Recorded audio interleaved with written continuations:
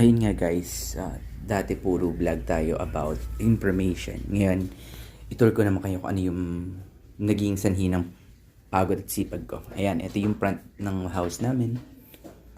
Ayan, hindi pa masyadong gawa kasi plano namin talaga yung overlooking sa taas. So, ito si Eero, ang aming new car.